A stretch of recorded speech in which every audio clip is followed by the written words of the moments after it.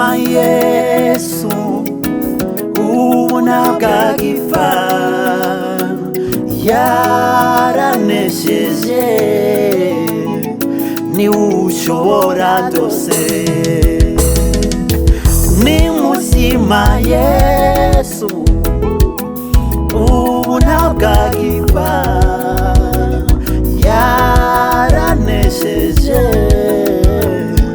ni ushobora byose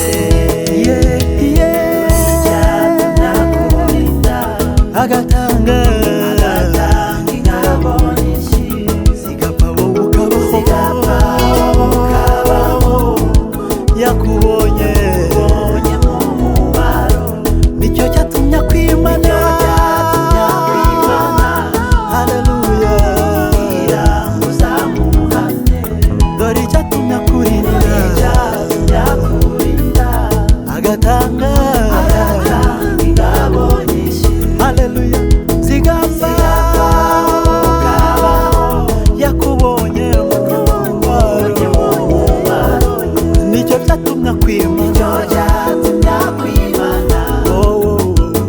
kugira ngo uzamuhane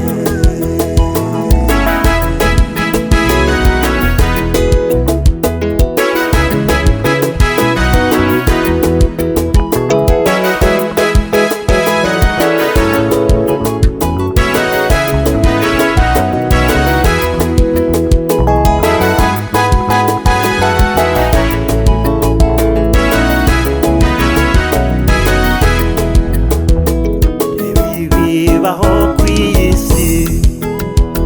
ntiwigeze ubiteguza imani jya kukurema yarizi bizakubaho none birahagurutse wirengera intore zayo reba ibibaho kw'isi ntiwigeze ubiteguza imani jya kukurema yarizi bizakubaho none birahagurutse wirengera intore zayo ntabwo yazirengagiza ukuri ndabibabwiye mubyumve mubibwire n'abaje gutabara vuba ntabwo yazirangarana haleluya ntabwo yazirengagiza n'ukuri ndabibabwiye mubyemere cyane ije gutabara vuba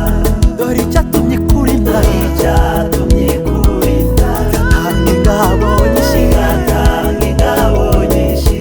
zigapfa wowe ukabaho yasanze uri mu mumaro yakubonye mu mumaro